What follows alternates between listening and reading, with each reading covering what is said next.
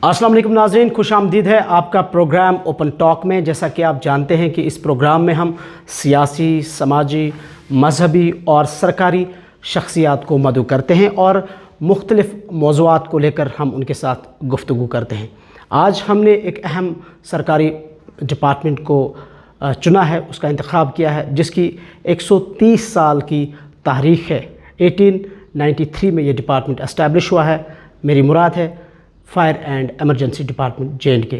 आज के हमारे मेहमान हैं आकिब हुसैन साहब, जो कि deputy director fire and emergency department Srinagar Kashmir हैं। आकिब साहब, सबसे पहले आपका प्रोग्राम में हम खुश आमदीद करते हैं, वेलकम करते हैं। Thank you very much. Aqib साहब, सबसे पहले आपसे हम जानना चाहेंगे, क्या आपके डिपार्टमेंट का काम सिर्फ आग बुझाना है, फायर फाइटिंग है, या कुछ और इसका मैंडेट है? देखिए, जैसा आपने बताया कि जो हमारा डिपार्टमेंट है, इनिशियली उसको फायर सर्विसेज के नाम से जाना जाता था, या श्रीनगर फायर ब्रिगेड भी एक टाइम पे इसका नाम था। लेकिन 2004 के बाद जो है इसका नोमेनक्लेचर चेंज हो गया। फायर सर्विसेज से ये फायर एंड एमरजेंसी सर्विसेज हो गया।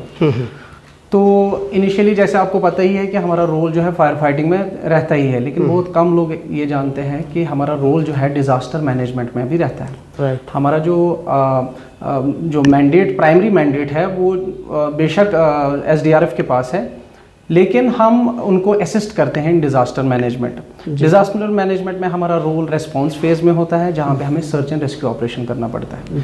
कहीं पे जैसे अर्थक्वेक की वजह से वहाँ पे विक्टिम्स फंसे हुए हैं, उनको बाहर निकालना।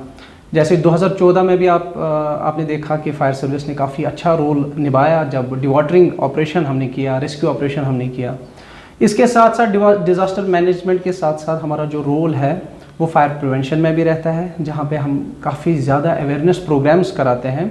हमारे जो डायरेक्टर है श्री आलोक कुमार सर, उन्होंने एक स्ट्रिक्ट डायरेक्शन दी है कि we should conduct fire awareness programmes on weekly basis, और इसमें हमने हज़ारों की तादाद में फायर अवेयरनेस प्रोग्राम्स कराए हैं और उनके काफ़ी अच्छे रिजल्ट्स भी हमने देखे हैं।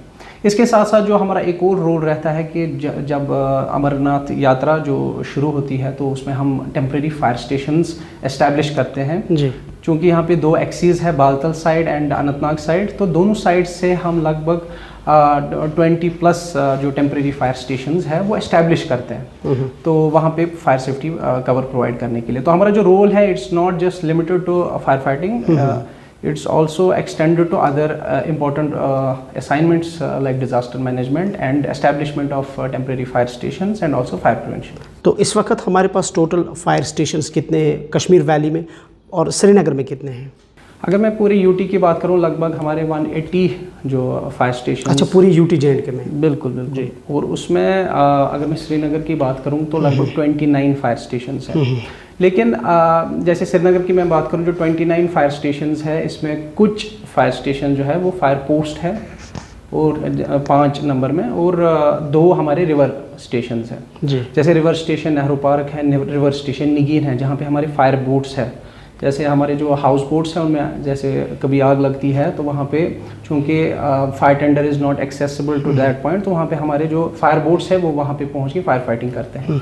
इसके साथ हमारे फायर पोस्ट्स भी है, जैसे फायर पोस्ट जडीबल है, मुकदुम साहब है, के मोला है। तो ये फायर पोस्ट जो इम्पोर्टेंट श्राइन्स है, इम्पोर्टेंट सेंसिटिव प्लेसेस है, वहाँ पे फायर सेफ्टी कवर प्रोवाइड करने के लिए हमने रखे हैं। आपके पास इस वक्त जो latest fire fighting technology and tools वो लेस है, थोड़ा उसके बारे में बताएं। देखिए, उसमें भी जो हमारे जो इक्विपमेंट्स है जो लेटेस्ट है, वो फायर फाइटिंग में भी है और डिज़ास्टर मैनेजमेंट में भी है जी। अगर मैं फायर फाइटिंग की बात करूं तो जनरली हम वाटर टेंडर्स का यूज़ करते हैं, लेकिन आजकल की डेट में चूँकि एडवांस्ड फायर टेंडर्स हमारे पास है, हमारे पास फोम टेंडर्स है, ड्राई केमिकल पाउडर टेंडर्स है, और ये डिपेंड करता है कि हम किस फायर स्टेशन की बात कर रहे हैं। अगर हम फायर हेडक्वार्टर की बात करेंगे तो यहाँ पे लगभग हर किसी किस्म के फायर टेंडर्स जो आप किसी भी स्टेट में देखेंगे, वो फायर टेंडर्स आपको यहाँ पे मिलेंगे, because it is category A fire station.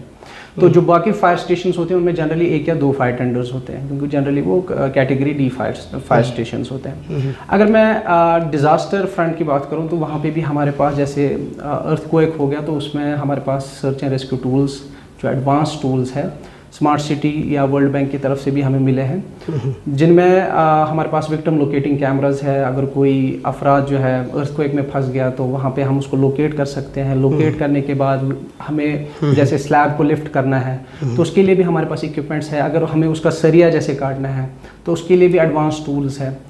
और ख़ासकर अगर मैं बात करूं जो सर्च एंड रेस्क्यू में जो लेटेस्ट टेक्नोलॉजी है जी, जिसको हम बोलते हैं हाइड्रोलिक प्लेटफॉर्म्स, जो आपने देखी भी होगी, क्योंकि आजकल का जो सेटअप है उसमें जो नंबर ऑफ स्टोरीज़ है it has gone about 6 storeys. तो आप जनरली आज देखेंगे 15 मीटर से ऊपर भी बिल्डिंग्स बनाई जाती हैं जो हाई राइज बिल्डिंग्स होती है, और उन बिल्डिंग्स में fire fighting and rescue is a challenge. तो उन बिल्डिंग्स में जब फायर फाइटिंग हमें करनी पड़ती है तो वहाँ पे हमारे नॉर्मल फायर टेंडर्स एक्सेसिबल नहीं होते जी। और जहाँ पे हम हाइड्रोलिक प्लेटफॉर्म्स का यूज़ कर सकते हैं, और उन हाइड्रोलिक प्लेटफॉर्म्स की वजह से एक तो हम फायर फाइटिंग भी करते हैं और अगर उसमें कोई अफराद फंसा हुआ है तो उसको रेस्क्यू भी कर सकते हैं। जैसे कि आपने लेटेस्ट टेक्नोलॉजी फायर फाइटिंग और टूल्स के बारे में बताया, थोड़ा सा बताएं कि टूल्स को आप एक्सपेंड या इनको अपग्रेड करने का कोई मंसूबा है आपके पास? बिल्कुल बिल्कुल। देखिए जो इक्विपमेंट्स होते हैं, जो लेटेस्ट इक्विपमेंट्स, ये हम based on the requirement, based on the need के हिसाब से हम प्रोक्योर करते हैं। क्योंकि मार्केट में अगर हम अभी देखें there are multiple type of equipments and tools. अगर उनकी यूटिलिटी हमारे जो लोकल रीजन में नहीं है then it is no fun to procure them. जैसे मैं उसमें व्हीकल्स का जिक्र करूँगा, जैसे हैजमैट व्हीकल जो है काफ़ी ज़्यादा यूज़ होता था इनिशियली, लेकिन बाद में पता चला उसकी यूटिलिटी बहुत कम है। तो चूंकि हम देखते हैं कि हमारे यहाँ पे चैलेंजेस कहाँ पे हैं, हमें किन फायर टेंडर्स, फायर इक्विपमेंट्स की ज़रूरत है, कौन से फायर अप्लाइंसेस की ज़रूरत है, उसी हिसाब से हम उनको प्रोक्योर करते हैं।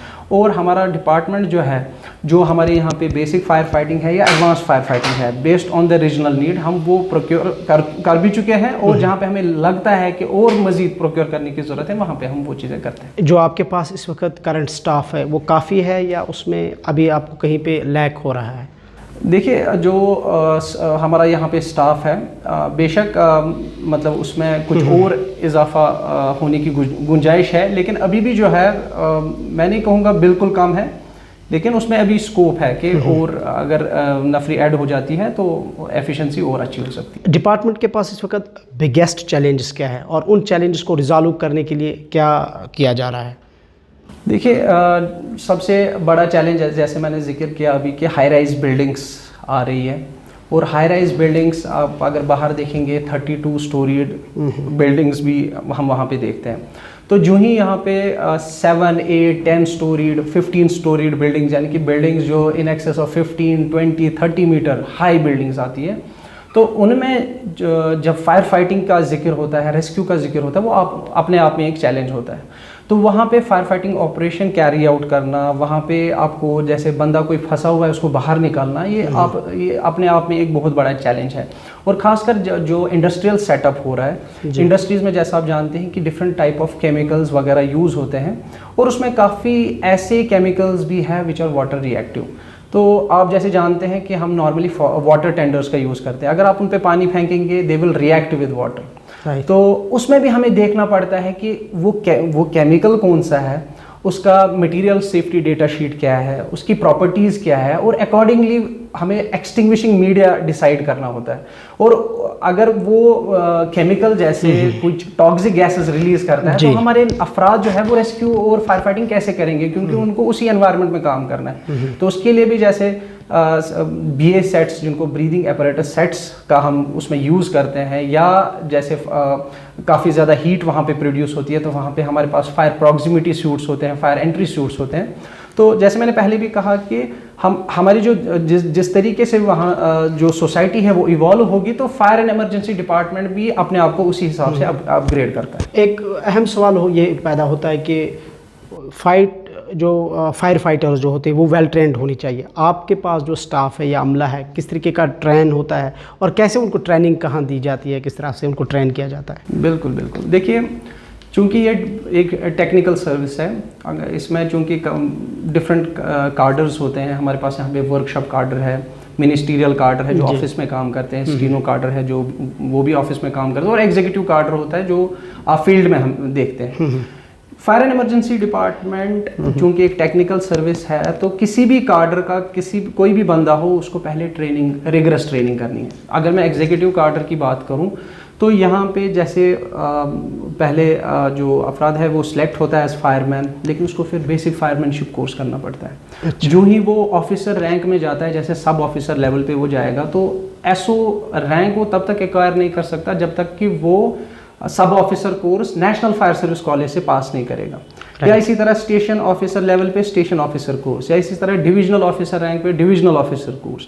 और ये सारे कोर्सेज जो है ये फायर इंजीनियरिंग के साथ रिलेटेड है और ये प्रोफेशनल कोर्सेज होते हैं।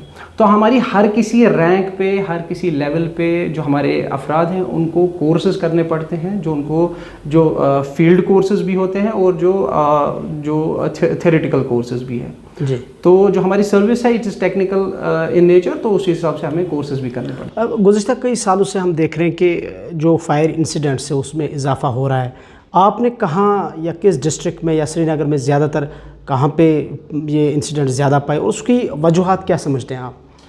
देखिए, अगर मैं बात करूं तो चूंकि अभी मीडिया का दौर है, तो मीडिया में चूंकि फायर इंसिडेंट्स काफ़ी हाईलाइट होते हैं। बिल्कुल बिल्कुल, प्रिंट मीडिया, सोशल मीडिया। तो पहले मैं समझता हूं कि उस टाइम पे ज़्यादा हाईलाइट नहीं होती थी चीज़ें, तो उस वजह से हमें लगता था शायद फायर इंसिडेंट बहुत कम होते हैं जी। अभी हमें इसलिए ज़्यादा लगता है क्योंकि ये चीज़ें हाईलाइट होती है जी। तो आपका सवाल जी यही कि सबसे ज़्यादा फायर इंसिडेंट्स कहाँ पे और इनकी वजूहात क्या? बिल्कुल बिल्कुल, जो सबसे ज़्यादा फायर इंसिडेंट्स है वो श्रीनगर डिस्ट्रिक्ट में होते हैं कंपेयर टू अदर डिस्ट्रिक्ट। उसका रीज़न ये है कि श्रीनगर चूँकि एक हाई हैज़ार्ड जोन है, यहाँ पे आपको इंडस्ट्रीज़ भी देखने को मिलेंगी। यहाँ पे आपको, जैसे आप डाउनटाउन एरिया के बारे में जानते हैं, that is a high risk zone क्योंकि काफ़ी कंजेस्टेड एरिया है, फायर गैप उतना सफिशेंट नहीं है, जो लेन्स है वो काफ़ी नैरो है। अगर वहाँ पे आग लगती है it easily spreads to other structures, और जब वहाँ पे फायर सर्विस जाती है तो वहाँ पे चूँकि लेन्स ऑलरेडी नैरो है, वहाँ पे आप रॉन्ग पार्किंग्स देखेंगे तो गाड़ी को वहाँ पे पहुँचने में काफ़ी दिक्कतें पेश आती है। तो मैं समझता हूँ कि श्रीनगर सिटी जो ओवरऑल है कंपेयर टू अदर डिस्ट्रिक्ट्स, यहाँ पे ज़्यादा फायर इंसिडेंट्स होते हैं। और उसका भी एक बैकग्राउंड है, जो जैसे मैंने कहा, क्योंकि यहाँ पे इंडस्ट्रीज़ है या हाई पॉपुलेशन डेंसिटी है, हाई हाउस डेंसिटी है, यही फैक्टर्स इसको कंट्रीब्यूट करते हैं। आपने जो डाउनटाउन की बात की कि कंजेस्टेड है, वहाँ कितना आपको मुश्किलात होती हैं जब फायर इंसिडेंट होता है, अपनी टीम को वहाँ भेजना, फिर ऑपरेशन चलाना वहाँ पे, रेस्क्यू ऑपरेशन? बिल्कुल बिल्कुल, काफ़ी सारे चैलेंजेस होते हैं डाउनटाउन एरिया में, जैसे मैंने पहले भी कहा, क्योंकि घर एक दूसरे के साथ होते हैं। तो सबसे पहला चैलेंज जो है, जो ही आग लगती है तो उसमें 4, 5, 6 स्ट्रक्चर्स भी इन्वॉल्व हो जाते हैं, जैसे आपने बुहरी कदल फायर इंसिडेंट भी देखा था। राइट। तो it is very difficult to contain fire at इस initial stage. Second thing is, जब हमारी गाड़ी वहाँ से जाती है, चूँकि नैरो स्ट्रीट्स होते हैं, नैरो लेन्स हैं, काफ़ी कंजेस्टेड एरिया है, तो हमारी गाड़ियों को भी मतलब एक्चुअल स्पॉट पे पहुँचने में काफ़ी दिक्कतें पेश आती है। और कहीं जगहों पे जैसे वाटर सोर्सेज काफ़ी दूर होते हैं, तो वहाँ से हमें जहलम, क्योंकि आपको पता है कि सिटी में हमारा जो मेन वाटर सोर्स है तो वो जहलम ही है, और हम फायर डिपार्टमेंट जो है हम रिलाई करते हैं ओपन वाटर सोर्स पे। हमारे फायर टेंडर में एक लिमिटेड कैपेसिटी ऑफ वाटर होता है। जब तक कि हमारे पास एक रनिंग वाटर सप्लाई नहीं होगी तब तक हम कंटिन्यूस फायर फाइटिंग नहीं कर सकते। तो श्रीनगर में खासकर डाउनटाउन एरिया जो है, इसमें हमें ये चीज़ें बहुत, और इसमें एक चीज़ मैं बताना चाहूँगा कि लोगों का काफ़ी इंपॉर्टेंट रोल रहता है। कई बार हम देखते हैं कि लोग हमारे साथ कोऑपरेट नहीं करते, होज वगैरह छीनते हैं, मतलब वो फायर फाइटिंग को खुद करना स्टार्ट करते हैं। लेकिन वी एज प्रोफेशनल्स नो कि जब हमारी गाड़ी जितना जल्दी जाएगी, क्योंकि इनिशियल 2 से 5 मिनट का जो टाइम है इट्स अ गोल्डन पीरियड, और उस टाइम के बीच में अगर हम फायर फाइटिंग इनिशिएट करेंगे it will save maximum life and property. तो लोग जो ही वो फायर होज वगैरह छीनते हैं तो उससे क्या होता है कि क्योंकि because they are not technical people, कहीं बार वो जो male female side of the coupling वो इंटरचेंज होता है, कहीं जगह वो जो फायर होज होता है उसको उल्टा ले करते हैं, तो फिर उसको हमें रिले करना पड़ता है। तो पब्लिक इंटरवेंशन की वजह से फायर फाइटिंग ऑपरेशन में देर इज स्लाइड डिले, और जिसकी वजह से फिर जो नुकसान है वो काफ़ी हद तक बढ़ता है। तो लोगों से वहाँ रिक्वेस्ट है कि अगर वो इंस्टेड ऑफ क्रिएटिंग इंटरवेंशन, अगर वो हमारे काम में हेल्प करेंगे, जब हम वहाँ पे पहुँचेंगे वो गाड़ियाँ वगैरह हटाने में मदद करेंगे और हमें वाटर सोर्स जो नियरेस्ट वाटर सोर्स है वो दिखाएंगे, तो I think it will make our job easier and it will also make our response effective. उमूमन जहाँ पे भी आग लगती है उसकी रीज़न शॉर्ट सर्किट बताया जाता है। हम देख रहे हैं, जैसे आपने फिर से, मैं डाउनटाउन की बात करता हूँ, कंजस्टेड है, वायर्स जो है वो बिल्कुल ओपन है, तो इलेक्ट्रिक शॉर्ट सर्किट ही ज़्यादा इसका रीज़न होता है या कुछ और भी इसके, या जो ओपन वायर्स है उसका कितना इसमें है? बिल्कुल बिल्कुल, अगर हम फायर स्टैटिस्टिक्स भी देखें, क्योंकि हमारा डिपार्टमेंट फायर स्टैटिस्टिक्स भी मेंटेन करता है, तो लगभग मैं समझता हूँ 80-90% जो कॉज होता है वो इलेक्ट्रिकल शॉर्ट सर्किट ही होता है। तो उसका रीज़न ये है कि जो ही हम कोई भी स्ट्रक्चर बनाते हैं तो उसके बाद हम पीरियोडिकल इलेक्ट्रिकल ऑडिट्स नहीं करते। हमारे मकान जो है काफ़ी पुराने होते हैं, उसमें हमने 20-30 साल पहले फिटिंग की होती है, उसके बाद हम चेक नहीं करते। कहीं जगहों पे इंसुलेशन ब्रेक हुई होती है, राइट। बहुत सारी जगहों पे सर्किट ब्रेकर्स का यूज़ नहीं होता है, या इसी तरह जब हम इलेक्ट्रिकल ऑडिट नहीं करते उसकी वजह से जो है जो स्पार्किंग कहीं पे होती है, और जो पुराने स्ट्रक्चर्स हम खासकर डाउनटाउन एरियाज़ में देखते हैं जहाँ पे जैसे लकड़ी के साथ वो स्पार्क्स कांटेक्ट में आती है, तो वहाँ पे हम आग की वारदातें देखते हैं। लेकिन खाली इसमें electrical origin is not the only reason. LPG leakage भी हमने कई बार देखा है, ऑल्दो उसका उतनी प्रोबेबिलिटी ऑफ ऑकरेंस नहीं है जितना इलेक्ट्रिक शॉर्ट सर्किट की है। लेकिन हमने काफ़ी ऐसे फायर इंसिडेंट्स भी देखे जिसमें एलपीजी सिलेंडर के लीकेज की वजह से फायर इंसिडेंट्स हुए।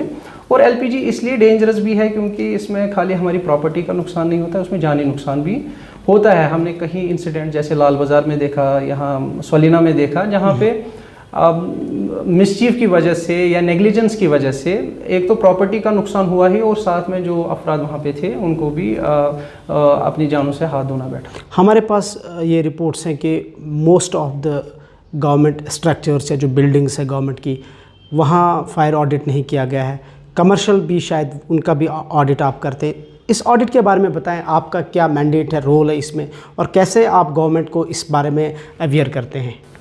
देखिए, मैं इसमें बताना चाहूँगा जो फायर ऑडिट प्रोसेस है, जब से हमारे डायरेक्टर श्री आलोक कुमार सर ने डिपार्टमेंट को ज्वाइन किया है, तो एक तो उनका सबसे ज़्यादा स्ट्रेस जो है एक अवेयरनेस प्रोग्राम्स पे रहा है, और दूसरा फायर सेफ्टी ऑडिट पे। और मैं आपको बताना चाहूँगा पिछले साल से ही हमने काफ़ी फायर ऑडिट्स किए हैं गवर्नमेंट स्ट्रक्चर्स में। मुझे नहीं लगता हमने पुलिस स्टेशंस का फायर ऑडिट किया होगा, हमने गवर्नमेंट ऑफिसेस का ऑडिट किया होगा, हमने हॉस्पिटल्स का ऑडिट किया होगा, स्कूल्स का ऑडिट किया होगा। तो ये जो फायर सेफ्टी ऑडिट है ये हमने लगभग हर किसी ऑक्यूपेंसी में, in fact recently on the directions of director sir, तो हमने इनफैक्ट जो हमारी श्राइन्स है, टेम्पल्स है, गुरुद्वारा है, इमाम बाराज है, तो उनका भी फायर ऑडिट किया है। लेकिन it is ultimately the responsibility of the public, it is the responsibility of the custodians कि जो फायर सेफ्टी ऑडिट के बाद हम उनको रिकमेंडेशंस इशू करते हैं वो उसको इम्प्लीमेंट करें, because only fire safety audit will not suffice. क्योंकि जब आप डॉक्टर के पास जाते हैं वो आपको दवाई लिख के देता है, right, unless and until you not purchase that medicine and take it, उसका कोई यूज़ ही नहीं है। Same is the case here, जब हम आपको रिकमेंडेशंस इशू करते हैं based on National Building Code, based on Bureau of Indian Standards, तो अगर आप वो चीज़ें इंप्लीमेंट करते हैं तो मुझे लगता है कि we can safeguard more lifes and property. आपने कहा कि हम इनिशिएटिव्स लिए हमने कि आप एक अवेयरनेस प्रोग्राम्स चलाते हैं, सेफ्टी मेजर्स, या फिर हम फायर सेफ्टी की जब हम बात करते हैं, इस हवाले से आप शहर और गांव में किस तरीके के ये इनिशिएटिव्स आपके इक़दामात हैं और कैसे लोगों को अवेयर किया जाता है? क्या कोई आपकी प्रोफेशनल टीम वहाँ जाती है? थोड़ा सा ब्रीफ करें। बिल्कुल बिल्कुल, मैं पहले श्रीनगर की बात करता हूँ। तो हमारा ये स्ट्रिक्ट डायरेक्शन है कि हमें फायर अवेयरनेस प्रोग्राम्स जितने भी हमारे फायर स्टेशंस हैं, हमारा एक शेड्यूल इशू होता है टू द फायर स्टेशंस, जो उनके इर्द गिर्द विसिनिटी में सबसे पहले जो कोई भी ऑक्यूपेंसी है, जैसे स्कूल है, हॉस्पिटल है, कॉलेज है, तो वो वहाँ उनके साथ पहले कोऑर्डिनेट करते हैं। उसके बाद वो हमें इंफॉर्मेशन देते हैं कि हमने वहाँ पे फायर अवेयरनेस प्रोग्राम उनके साथ टाई अप किया है। उसके बाद वो उसी डेट एंड टाइम में वहाँ पे अवेयरनेस प्रोग्राम्स कंडक्ट करते हैं। और कई बार हमें on demand fire awareness programmes के लिए भी लोग चिट्ठियाँ लिखते हैं। कहीं पे पब्लिक की तरफ से डिमांड आती है, कहीं पे गवर्नमेंट ऑफिस की तरफ से, कहीं प्राइवेट ऑफिस की तरफ से डिमांड आती है, तो हम वहाँ पे एज पर द शेड्यूल वहाँ पे फायर अवेयरनेस प्रोग्राम कराते हैं। और फायर अवेयरनेस प्रोग्राम्स में जनरली हमारा फोकस 3 चीज़ों पे होता है: fire prevention, life safety and fire protection. Right. देखिए, कंप्लीट फायर सेफ्टी का मतलब खाली फायर एक्सटिंग्विशर रखना नहीं है। नहीं है। सबसे पहले हमें फायर प्रिवेंशन पे फोकस करना होता है। उसमें कोई आपकी एनफोर्समेंट विंग होती है जो उस चीज़ को चेक करती है? Currently we don't have any enforcement wing, but that is under proposal, जो हमने फायर एक्ट के लिए भेजा है। अगर वो फायर एक्ट वेट होता है तो उसके बाद हमारा एक एनफोर्समेंट विंग भी होगा। तो जो लाइफ सेफ्टी की मैं बात कर रहा था, तो वो काफ़ी इंपॉर्टेंट है। वो इस वजह से इंपॉर्टेंट, अगर खुदा न ख्वास्ता इस कमरे में अभी आग लगती है, राइट, और इसमें सपोज 1000 अफराद है, क्या वो 1000 अफराद उस टाइम इंटरनल में सेफली बाहर आएंगे कि नहीं आएंगे? ये चीज़ें भी हमने पहले चेक करनी होती है। तो ये चीज़ें भी हम अवेयर करते हैं लोगों को। ये भी हम लोगों को अवेयर करते हैं। जैसे आपके पास कम से कम 2 स्टेयर केस होने चाहिए। खुदा न ख्वास्ता अगर आग उस साइड से है जहाँ से एक स्टेयर केस इन्वॉल्व हुआ है, तो लोग कहाँ से एस्केप करेंगे? उनको तो स्टेयर केस से नीचे जाना है। तो वहाँ पे भी अल्टरनेटिव स्टेयर केस होने चाहिए, और वो रिमोट होने चाहिए, एक ही साइड से नहीं होने चाहिए। जो डेड एंड कॉरिडोर डिस्टेंस है वो कितना होना चाहिए? These are all based on the National Building Code of India regulations. तो लाइफ सेफ्टी के बाद हमारा फोकस होता है last fire protection. Fire protection में हम बोलते हैं कि सपोज खुदा न ख्वास्ता आग लगी, आपके पास कौन से ऐसे मेजर्स हैं जिनके साथ आप इस फायर के साथ डील कर सकते हैं? राइट। उसमें हमारे पास बेस्ड ऑन द ऑक्यूपेंसी हम रिकमेंडेशन इशू करते हैं। किसी बिल्डिंग में हम खाली एक्सटिंग्विशर रिकमेंड करते हैं, किसी बिल्डिंग में हम एक्सटिंग्विशर के साथ साथ होज रील, स्प्रिंकलर सिस्टम या वेट राइजर या इसी तरह और भी फायर फाइटिंग सिस्टम्स रिकमेंड करते हैं। वो डिपेंड करता है कि वो ऑक्यूपेंसी किस टाइप की है, उसका साइज क्या है, कॉम्प्लेक्सिटी कैसी है। तो ये सारी चीज़ें हम अवेयरनेस प्रोग्राम्स में लोगों को अवेयर करते हैं। और मैंने देखा भी है कि इन अवेयरनेस प्रोग्राम से हमने काफ़ी ऐसे फायर इंसिडेंट्स देखे जहाँ पे या तो प्रिवेंटिव मेजर्स उनको काम आए, या जब वहाँ पे आग लगी तो उनके पास पहले ही ऐसे फायर प्रोटेक्शन मेजर्स के तौर पे जैसे एक्सटिंग्विशर थे, और उन्होंने पहले ही फायर को कंट्रोल। एक चीज़ जानना चाहेंगे आपसे, जब कहीं पे आग लगती है, फायर का इंसिडेंट होता है, उस वक्त आपके पास एक SOS कॉल होती है, वो कंट्रोल रूम आपका उस टाइम इमरजेंसी में, ख़ासकर जब रात के दौरान इस तरीके के उमूमन इंसिडेंट्स होते हैं, कैसा आपका अमला जो है वो तैयार रहता है? किस नंबर पे वो कॉल आती है? और लोग भी इस वक्त हमें देख रहे हैं, वो नंबर क्या है जिस पे वो आपके साथ कॉल करें? क्या कोई पर्टिकुलर उस पर आपने अमला रखा है जो 24/7 उस पर लगा रहा है अपने काम पे? बिल्कुल बिल्कुल, हमारा एक डेडिकेटेड कंट्रोल रूम होता है, और हमारे जो कंट्रोल रूम है डिस्ट्रिक्ट कंट्रोल रूम्स भी होते हैं, और हमारा रेंज या यूटी लेवल का कंट्रोल रूम भी होता है। राइट। जो आप 101 पे जब आप कॉल करेंगे तो हमारा जो यूटी लेवल पे कंट्रोल रूम है वो एक्टिवेट हो जाएगा। तो जो ही फायर कॉल कोई 101 डायल करेगा तो हमारा जो फायर कॉल है वो सीधा हमारी यूटी लेवल कंट्रोल रूम को जाएगी। अगर एक ही टाइम पे 3 जगह पे आग लगी, अब तीनों जगहों से लोग 101 पे कॉल कर रहे हैं उस टाइम, क्योंकि उस पे हमारे पास नंबर ऑफ रिसीवर्स होते हैं। अच्छा। तो 3 रिसीवर्स एक्टिवेट हो जाएंगे जी। तो ऐसा नहीं है कि आप एक इंसिडेंट में फायर हुआ तो वो कॉल एक रिसीवर पे जाएगी तो बाकी एंगेज आएंगे, ऐसा नहीं है। तो वो जो बाकी रिसीवर्स हैं वो इसीलिए रखे हैं, अगर at a time 10-11 fire incidents भी होते हैं तो हमारे नंबर्स हमेशा एक्टिव रहते हैं। और जब रात के दौरान आग लगती है, जो आपका यहाँ पे स्टाफ है रात के दौरान, जो हमारा ओवरऑल स्टाफ है, इट इज़ 24/7, ये राउंड द क्लॉक काम करता है। हमारा जो हमारे फायरमैन हैं, फायर फाइटर्स हैं, इवन ऑफिसर्स भी होते हैं, उनका 24/7 जो है जॉब रहता है। अब जैसे रात में आग लगी तो मुझे भी फायर स्पॉट पे पहुंचना पड़ता है बीइंग एन ऑफिसर। तो ऐसा नहीं है कि खाली जो हमारी कंट्रोल रूम है वो 24/7 हमारा एक्टिव रहता है। तो कहीं पे जैसे फायर इंसिडेंट हुआ तो लोग 101 पे फ़ोन करेंगे तो फायर कॉल जो है वो हमारे यूटी लेवल कंट्रोल रूम को जाती है। तो यूटी लेवल कंट्रोल रूम फिर इंफॉर्मेशन डिस्पैच करती है to the nearest fire station, और जो कॉलर हमें इंफॉर्मेशन देता है बेस्ड ऑन दैट हम अपने फायर टेंडर्स को मोबिलाइज करते हैं। अब अगर कॉलर हमें एग्जैक्ट इंफॉर्मेशन बताता है, क्योंकि कई बार वो इंफॉर्मेशन नहीं प्रोवाइड करते, लेकिन अगर वो हमें हिंट देते हैं कि आग बहुत बड़ी है तो अकॉर्डिंगली हम उतने फायर टेंडर्स को मोबिलाइज कर पाते हैं और उतने स्टेशन को कॉल जाती है। तो जो ही स्टेशन को कॉल जाती है फिर हमारा जो टर्न आउट टाइम है वो लेस देन 1 मिनट होता है। हमारी गाड़ी, man and machinery, it has to be out of the station within 1 minute. तो जो ही हमारी स्टेशन से गाड़ी निकलती है within 1 minute, then based on the distance जो स्टेशन से लेके फायर साइट तक डिस्टेंस होगा उस हिसाब से हमें वहाँ तक टाइम लगता है। बट जो फायर एंड इमरजेंसी डिपार्टमेंट का रिस्पॉन्स है, it is very fast, it is very proper. इदारे के जो लोग हैं या इदारे में जो काम करने वाले हैं, उनको अपने फ़राइज़ अंजाम देने के लिए जो गवर्नमेंट की तरफ से फ़ंड्स मिलते हैं वो काफ़ी है, या उसमें आप समझते हैं कि एक्सटेंड करने की ज़रूरत है या फ़ंड्स को और ज़्यादा गवर्नमेंट को मुख्तस करने की? देखिए फ़िलहाल मैं समझता हूँ कि जो फंड्स हमारे हमें प्रोवाइड किए जाते हैं, मुझे लगता है काफ़ी है, लेकिन फ्यूचर में अगर वो और मज़ीद फंडिंग हमें प्रोवाइड करेंगे तो और अच्छा होगा। दीगर एमरजेंसी सर्विसेज के साथ आपके डिपार्टमेंट का कोऑर्डिनेशन किस तरीके का रहता है? बिल्कुल, चूँकि फायर एंड इमरजेंसी डिपार्टमेंट जो ही फायर कॉल आती है, हम फायर फाइटिंग के लिए निकलते हैं, तो ऐसा नहीं है कि खाली फायर एंड इमरजेंसी डिपार्टमेंट जो है उसका एक रोल रहता है, it's a coordinated effort. Right. तो फायर फाइटिंग में जो ही हमें कॉल आती है, हमारी फायर की गाड़ी फायर स्टेशन से बाहर जाती है, तो ऑब्वियसली रास्ते में आप देखते ही हैं डे टाइम में खासकर ट्रैफिक कंजेशंस होती है, काफ़ी ज़्यादा गाड़ियाँ होती है, लेकिन यहाँ पे हमें स्पॉट पे भी जल्दी पहुँचना होता है, तो उसमें ट्रैफिक डिपार्टमेंट हमारे साथ कोऑपरेट करता है। तो traffic department is one coordinating agency. Second is जब हम स्पॉट पे पहुँचते हैं तो कई बार क्योंकि लोगों में गुस्सा होता है, वहाँ पे लॉ एंड ऑर्डर को मेंटेन करना होता है, तो वहाँ पे पुलिस हमारे साथ बिल्कुल कोऑर्डिनेट करती है। और थर्ड मैं समझता हूँ पब्लिक ही है, क्योंकि अगर पब्लिक जो है, जब तक हमारे साथ कोऑर्डिनेट नहीं करेगा, हमारे साथ कोऑपरेट नहीं करेगा, तब तक कोई भी फायर इंसिडेंट जो है it will not be a successful fire fighting operation. और इसके साथ साथ अगर हमारा डिज़ास्टर मैनेजमेंट में ऑपरेशन है, वहाँ पे हमारे साथ SDRF, NDRF, ये सारी एजेंसीज काम करती हैं। कोई ऐसा इंसिडेंट, चूँकि हमने देखा कि डिवास्टेटिंग फायर इंसिडेंट्स, लेकिन ऐसा इंसिडेंट जो आपने खुद ऑब्जर्व किया है, नोट्स किया है, जिसके बाद आपने समझा अपनी जगह कि एक मैसेज भी है कि अब हमें और ज़्यादा काम करने की ज़रूरत है श्रीनगर के इलाके में या श्रीनगर से बाहर? बिल्कुल बिल्कुल। देखिए ऐसे काफ़ी मेजर फायर इंसिडेंट्स हुए।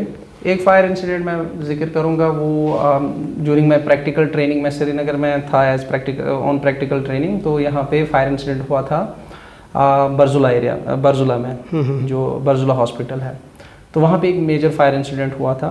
और वहाँ पे लगभग हमारी सिटी में जितने भी फायर टेंडर्स हैं उसमें सबको डिस्पैच किया गया था। लगभग 29 फायर स्टेशंस वेर मोबिलाइज्ड, तो उसमें लगभग करीबन 50-60 फायर टेंडर्स हमने एट अ टाइम वहाँ पे डिस्पैच किए थे।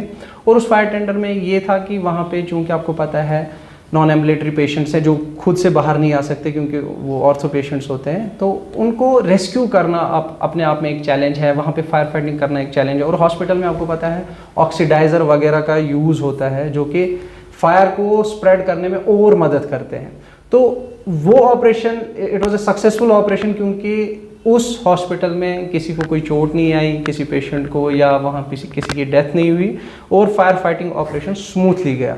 तो that was a learning curve because it was during my practical training. ऐसे और भी इंसिडेंट्स हुए जब मैंने यहाँ पे चार्ज लिया एज कमांड ऑफिसर। तो यहाँ पे बटमालू में एक फायर इंसिडेंट हुआ जिसमें पेंट शॉप जो है वो इन्वॉल्व थी, तो वहाँ पे भी आपको पता है काफ़ी इट इज़ हाईली इन्फ्लेमेबल, तो और उसको कंट्रोल करना अपने आप में एक बात है। और मुझे लगता है करीबन 24 घंटे उस फायर फाइटिंग ऑपरेशन में लगे।